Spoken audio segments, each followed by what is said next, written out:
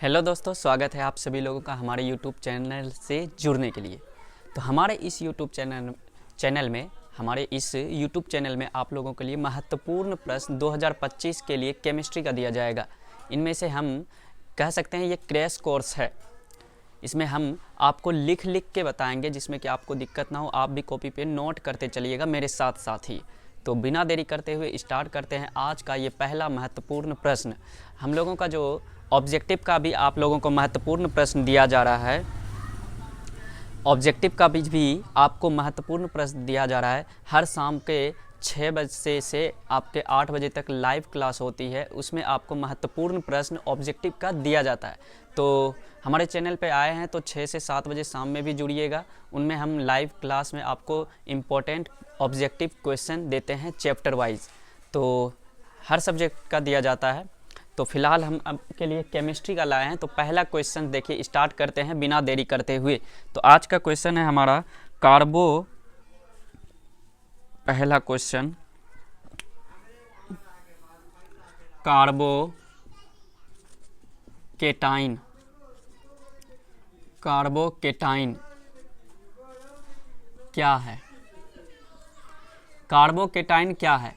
Carbocation, ये प्रश्न आपको बार बार एग्ज़ाम में बिहार बोर्ड में 2017, 19 और 21 में पूछ लिया गया है। उम्मीद है कि इस बार भी आपका ये प्रश्न देखते हैं, बार बार आता है ये प्रश्न। तो ध्यान से देखिए इसका क्या होगा।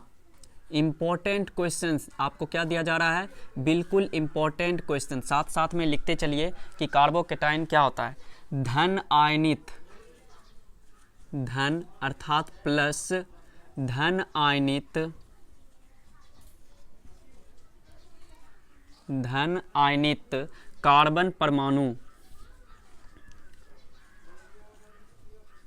कार्बन परमाणु, धन आयनित कार्बन परमाणु को कार्बोकेटाइन, कार्बोकेटाइन कहा जाता है।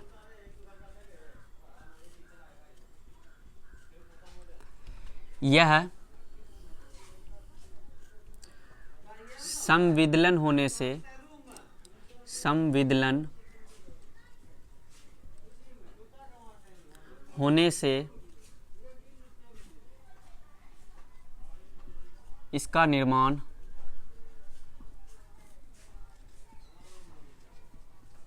होता है।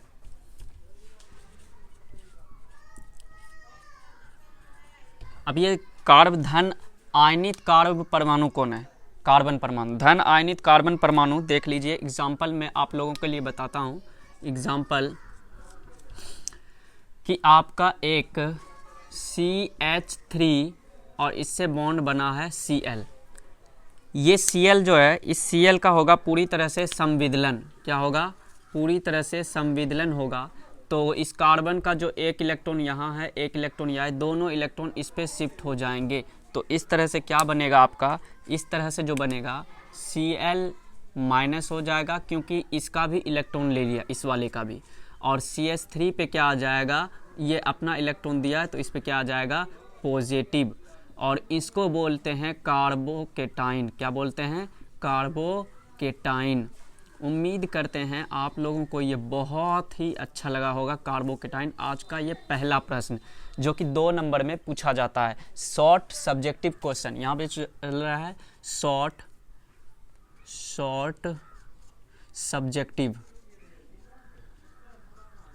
सब्जेक्टिव क्वेश्चन आपसे ये चल रहा है। ये सीरीज जो चलेगा शॉर्ट सब्जेक्टिव क्वेश्चन, आगे भी बहुत सारे शॉर्ट दिए जाएंगे जो कि इस बार 2025 के एग्ज़ाम में बिल्कुल आएगा तो आएगा, 100%, 100% आएगा।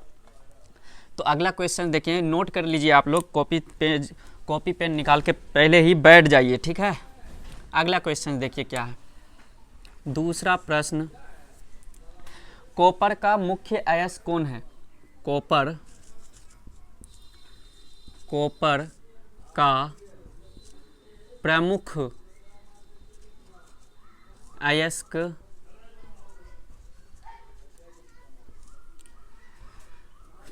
कॉपर का प्रमुख अयस्क का नाम बताएं, नाम बताएं। ये क्वेश्चन है आपसे, ये भी 2 नंबर में पूछा जाता है, बिल्कुल आसान है। एक प्रमुख अयस्क बता देना आपको कॉपर का, ठीक है, जो कि इजी है, सबसे प्रमुख है, इसी से हम कॉपर का निष्कर्षण करते हैं। नाम है इसका कॉपर पाइराइट्स, पाइराइट्स। सूत्र होता है CuFeS2। इसको बोलते हैं कॉपर पाइराइट्स। क्या बोलते हैं? Copper pyrites. उम्मीद करते हैं आप लोगों को बहुत अच्छा प्रश्न ये लगा होगा। बिल्कुल आसान प्रश्न है, एकदम आसान प्रश्न है ये, ठीक है। तो करते चलिए, नोट करते चलिए और याद भी करते चलिए। पहला जो कार्बोकेटाइन क्या आता है, धन आयनित कार्बन परमाणुओं को कार्बोकेटाइन कहते हैं। धन आयनित कार्बन परमाणु मतलब कार्बन परमाणु पे अगर धन आवेश है तो उसे क्या कहते हैं? कार्बोकेटाइन। कार्बो का मतलब कार्बन, केटाइन का मतलब प्लस, कार्बो का मतलब हो जाता है कार्बन, केटाइन का मतलब प्लस। कार्बन पे अगर प्लस हो तो उसे क्या कहते हैं? कार्बोकेटाइन कहते हैं। बिल्कुल सही। तीसरा कोई प्रश्न, अगला है विद्युत विच्छेदन। विद्युत विच्छेदन, विद्युत विच्छेदन, विद्युत विच्छेदन का उपयोग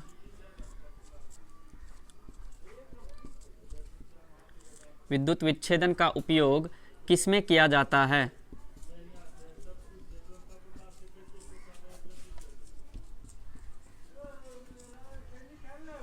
किया जाता है। देखिए ये प्रश्न आपको बहुत ही इंपॉर्टेंट है। विद्युत विच्छेदन का उपयोग किसमें किया जाता है? तो इसका जो उपयोग है, विद्युत विच्छेदन का उपयोग, उत्तर विद्युत विच्छेदन का उपयोग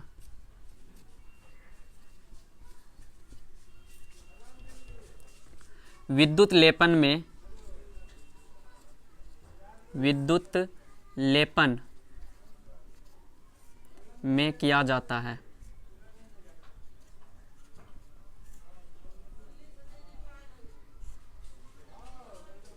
कितना आसान प्रश्न है। विद्युत लेपन मतलब जब कोई विद्युत पे हम लेप करते हैं, उस पे लेपन चढ़ाते हैं तो उसे क्या कहते हैं? विद्युत विच्छेदन का उपयोग हम उस पे करते हैं, ठीक है ना। तो उम्मीद करता हूँ इसमें आपको बहुत अच्छा लगा होगा ये प्रश्न समझ के। अगला देखिए क्वेश्चन क्या है। अगला क्वेश्चन है, बिल्कुल बार बार ये पूछा जाता है, ये अगला जो प्रश्न है ये इंपॉर्टेंट, VVI कर लो इसको, मोस्ट इम्पोर्टेंट, ठीक है ना। वेरी वेरी इंपॉर्टेंट या मोस्ट इम्पोर्टेंट आप बोल सकते हैं। अगला जो है कह रहा है ओलियम का सूत्र बताइए। आप लोग नाम से ही सुन लिए होंगे, फटाफट कमेंट बॉक्स में नाम लिख दीजिए ओलियम का सूत्र। फिलहाल हम यहाँ पढ़ रहे हैं तो आपको हमें लिखना तो ज़रूर पड़ेगा। आप लोग पहले से ही जानते हैं तो इसको लिख लीजिए। ओलियम का सूत्र क्या होगा? तो ओलियम का सूत्र क्या होता है बताइए। आप लोग कमेंट कर दिए होंगे। तो ओलियम का सूत्र होता है H2S2O7। इसको क्या बोलते हैं? ओलियम बोलते हैं। क्या बोलते हैं? ओलियम बोलते हैं। Oleum oleum oleum oleum oleum बोला जाता है इसको। उम्मीद करता हूँ ये स्लाइड में, इस वाले स्लाइड में आपको बढ़िया से इम्पोर्टेंट क्वेश्चन समझ में आ गया होगा। बढ़ते हैं नेक्स्ट प्रश्न की तरफ, तब तक इसको मिटा देते हैं। आप लोग फिलहाल इसको स्क्रीनशॉट ले लीजिए या आप इसको कॉपी पे नोट कर लीजिए पॉज करके, या अगर आपको समझ में नहीं आता है तो पीछे रिवाइंड कीजिए, आपको बढ़िया समझ में आया। इसमें कुछ है ही नहीं, मैंने ऐसी कोई भाषा नहीं बोली जो कि आपको समझ में नहीं आएगा। बिल्कुल आसान। संविदलन अगर समझ में नहीं आया है आप लोगों को, संविदलन का मतलब होता है कि इनका भी इलेक्ट्रॉन खुद में ले लिया, इसी को कहते हैं संविदलन होने से इसका निर्माण होता है। तो उम्मीद करता हूँ आप लोगों को समझ में आया होगा। मिटाते हैं इसको, तब तक नोट कीजिए पॉज करके, या पीछे अगर समझ में नहीं आया है तो पीछे रिवाइंड करके आप लोग इसे समझ सकते हैं।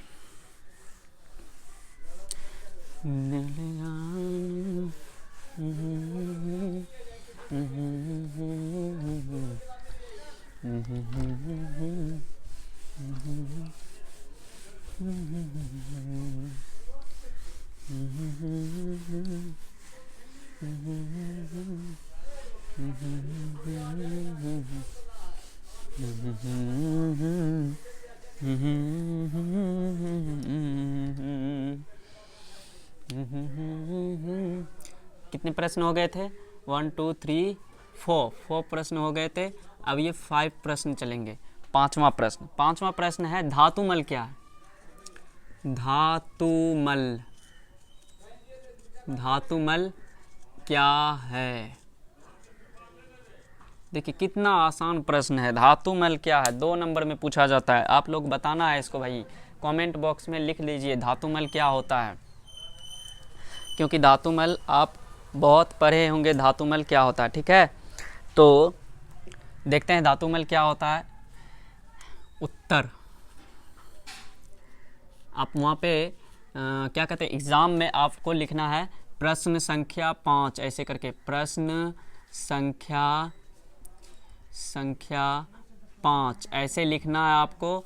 प्रश्न संख्या 5 लिख के ऐसे डब्बे में बंद कर देना। उसके बाद उत्तर देके नीचे से लिखना, बीचों बीच में लिखना है प्रश्न संख्या 5। यहाँ पे कोने पे नहीं लिखना। यहाँ पे तो मैं प्रश्न लिख रहा हूँ ना, आपको एग्जाम में ऊपर में लिखना है प्रश्न संख्या 5 और यहाँ से उत्तर देना, या कर लिखना है कि प्रश्न संख्या 5 का उत्तर।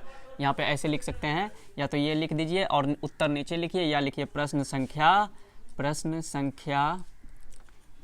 5 का उत्तर, ऐसे लिख सकते हैं। और इसको डब्बे में पैक कर दीजिए और नीचे से लिखना प्रारंभ कीजिए।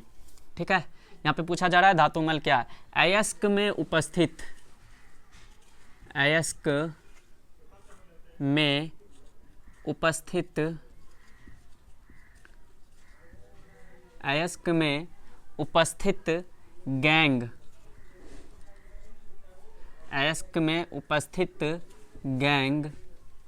गैंग क्या होता है? गैंग मैट्रिक्स अधात्री इसको बोलते हैं। गैंग में मतलब अयस्क में उपस्थित अशुद्धि को गैंग बोला जाता है। अयस्क में उपस्थित अशुद्धि को गैंग बोला जाता है। इसका भी प्रश्न आपको बता दिया जाएगा। फिलहाल अभी यहाँ पे धातुमल चल रहा है तो ये लिख देते हैं। अयस्क में उपस्थित गैंग के साथ द्रावक। ये द्रावक क्या होता है? द्रावक का मतलब होता है गलाने वाला। क्या? गलाने वाला। ऐसी चीज़ें जो गल नहीं रही है तो द्रावक मिलाएंगे जो गला देगा, तो गलाने वाला। ठीक है ना? द्रावक अयस्क में उपस्थित गैंग के साथ द्रावक संयोग करके, क्या करके? संयोग करके, अर्थात मिलके, संयोग करके जो द्रवनशील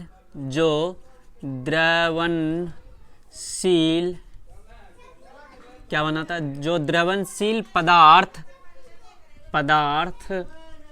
बनाता है उसे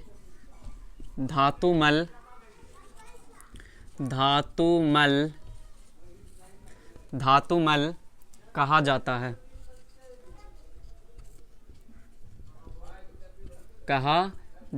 है।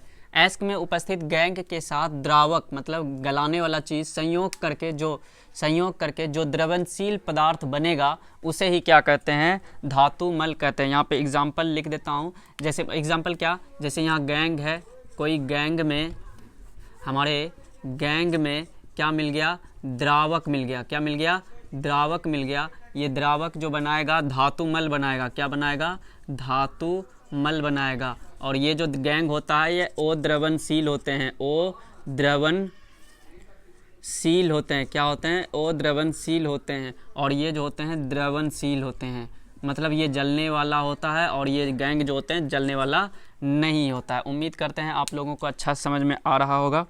बढ़ते हैं नेक्स्ट क्वेश्चन की तरफ। अगला क्वेश्चन है, हाँ क्या हो जाएगा? छठा प्रश्न, बिंदु दोष से आप क्या समझते हैं? ये भी प्रश्न बहुत इंपॉर्टेंट है। बिंदु दोष से आप क्या समझते हैं?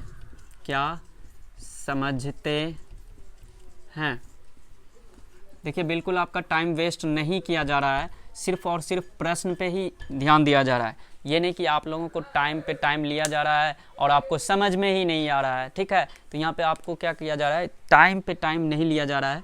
डायरेक्ट देखिए हम छठे क्वेश्चन पे पहुँच गए बस 10 से 15 मिनट के अंदर ही। तो देखते हैं अगला क्वेश्चन क्या है हमारा।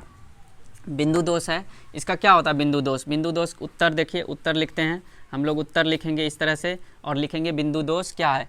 किसी क्रिस्टल पदार्थ में किसी क्रिस्टल पदार्थ में किसी क्रिस्टल पदार्थ में एक बिंदु अथवा एक परमाणु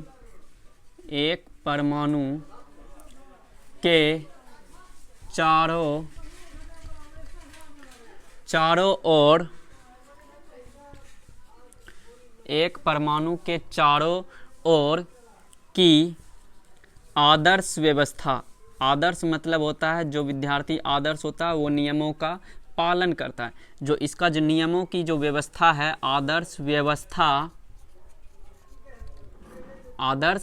व्यवस्था में अनियमितता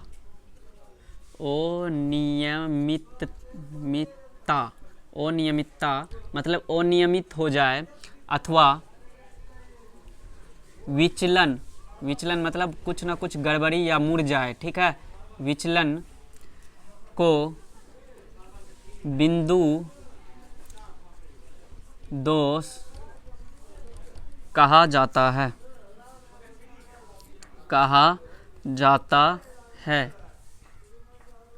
अब देखिए ये क्या है, कोई क्रिस्टल है हमारा, ठीक है, एक नियमित रूप में। इसमें मान लो कोई चीज़ आके ढुक जाएगा तो ये वाला लाइन जो ऐसे उठ जाएगा, ऐसे हो जाएगा, ये वाला लाइन ऐसे हो जाएगा, ये वाला लाइन ऐसे हो जाएगा, ये वाला लाइन ऐसे हो। क्रिस्टल पहले कैसा था, अब कोई बिंदु या कोई परमाणु आ गया तो वहाँ पे आपका क्रिस्टल क्या हो गया, पूरी तरह से बिगड़ गया, ठीक है ना। क्या हो गया, पूरी तरह से बिगड़ गया। तो अगला प्रश्न देखते हैं, थोड़ा सा ऊपर वाला मिटा देते हैं क्योंकि ये थोड़ा लंबा प्रश्न है। उम्मीद करता हूँ इसमें आपको समझ में आया होगा। नोट कीजिए, छाप लीजिए या इसको स्क्रीनशॉट कर ले लीजिए और पॉज करके नहीं तो रोक लीजिए। थोड़ा लास्ट प्रश्न आज का है, ज़्यादा नहीं है, मिटाते हैं।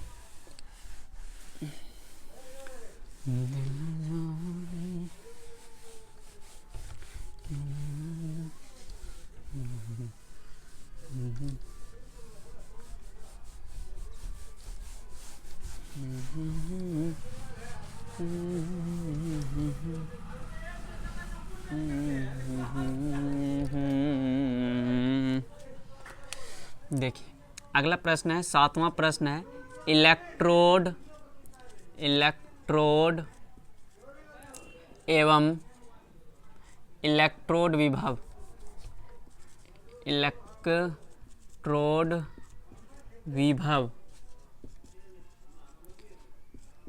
को परिभाषित करें।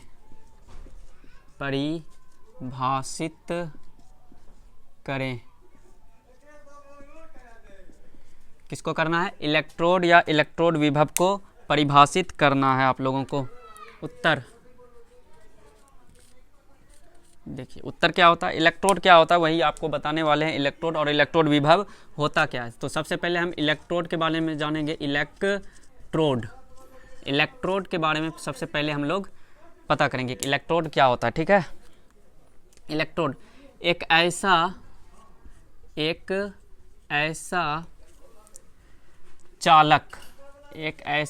चालक या इसको कंडक्टर बोल सकते हो, कंडक्टर, ठीक है ना। एक ऐसा कंडक्टर जो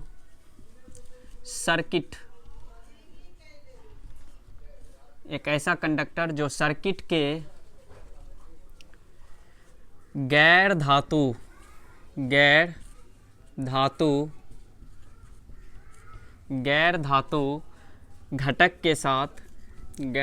घटक के साथ संपर्क बनाता है तो उसे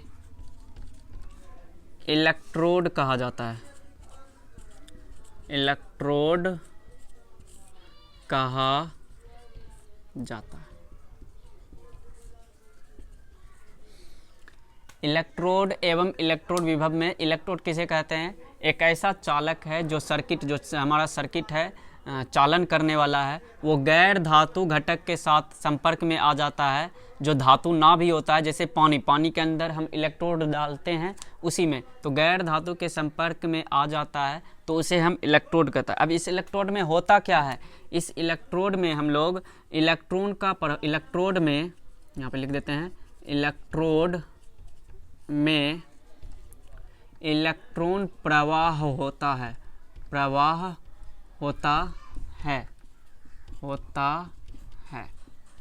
उम्मीद करते हैं आप लोगों को समझ में आ रहा होगा। अगला जो इसी में है, देखिए इलेक्ट्रोड विभव क्या होता है। तो अगला प्रश्न है इलेक्ट्रोड विभव, ठीक है, दिख रहा होगा आपको। तो अगर आपको समझ में आ रहा है तो लाइक कर दीजिए और चैनल को सब्सक्राइब कर दीजिए, सब्सक्राइब करना नहीं भूलिएगा, ठीक है, तो सब्सक्राइब भी कर दीजिएगा।